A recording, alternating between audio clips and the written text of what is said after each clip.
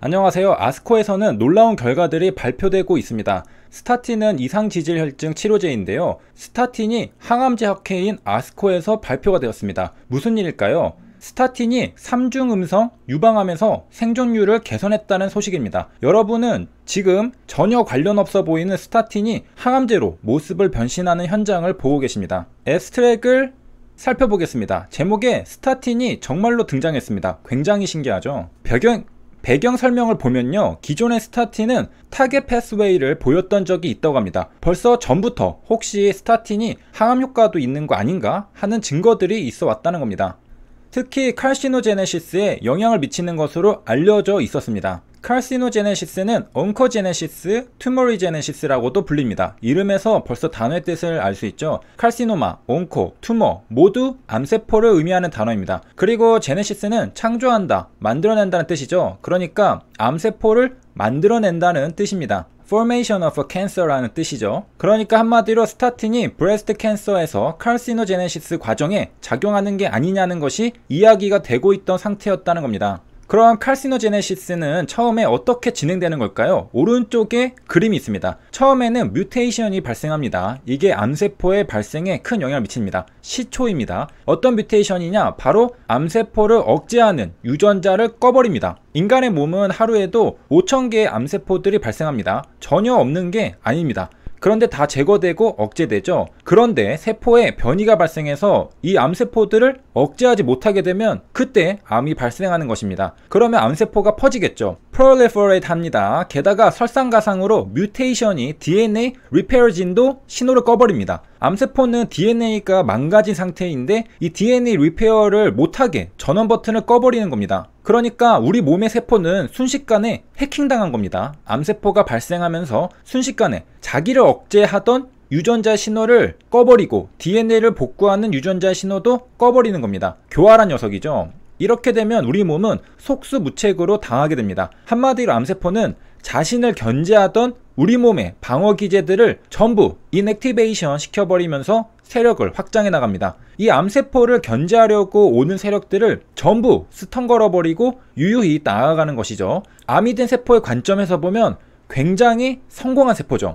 왜냐하면 우리 몸에는 방어 기제들이 굉장히 많은데요. 하나라도 걸리면 제거될 텐데 이 모든 견제를 다 극복하고 암이 된 거니까 말이죠. 그러니까 굉장히 센 녀석입니다. 쉽게 정복하기 힘들죠. 마치 아마존과 마이크로소프트, 애플, 삼성전자 등이 모든 견제를 이겨내고 글로벌 대기업이 되어버린 것처럼 말이죠. 세력을 번창시키려면 온갖 견제가 다 들어오는데요. 이걸 전부 극복해내면 나중에는 더 이상 막을 자가 없습니다. 암세포가 딱 그런 세포입니다.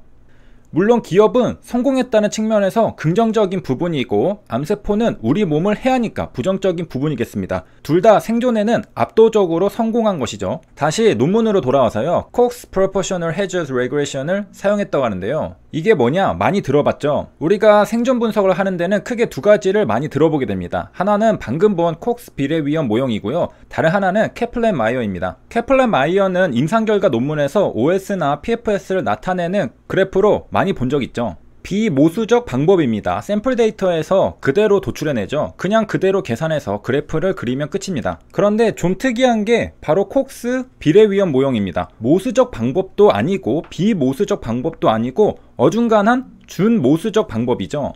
콕스 프로포셔널 해저드 리그레션을 줄여서 콕스 리그레션이라고 하면요, 이 콕스 리그레션은 어떤 특정한 서바이벌 모델을 가정하고 있지 않기 때문에 논 파라메트릭인 것 같지만 그렇다고 다른 가정이 또 없는 건 아니기 때문에 진정 논 파라메트릭한 것도 아니라고 합니다.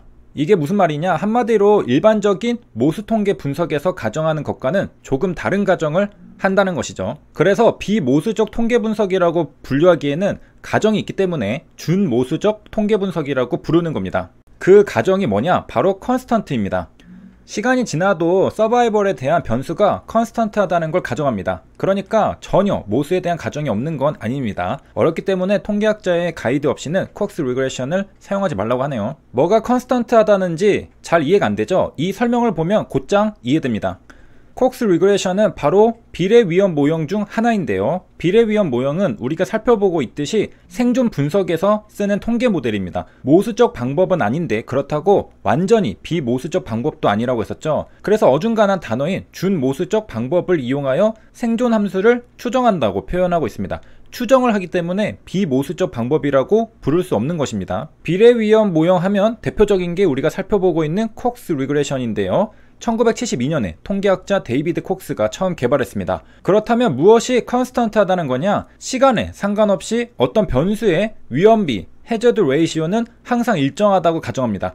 컨스턴트하다는 건 바로 해저드 레이시오였습니다. 위험비죠. 가정이 완전히 없다면 비모수 통계였겠죠. 위험비가 시간에 상관없이 일정하다는 가정을 합니다. 그런데 일반적인 모수 통계와는 조금 다르죠. 그래서 준모수적 방법입니다. 참고로 리그레션은 획이라고 하는데요. 선형 획이라고 한다면 오른쪽 그림처럼 빨간색의 데이터 포인트들 사이에 파란색 직선을 긋는 작업이라 생각하면 됩니다.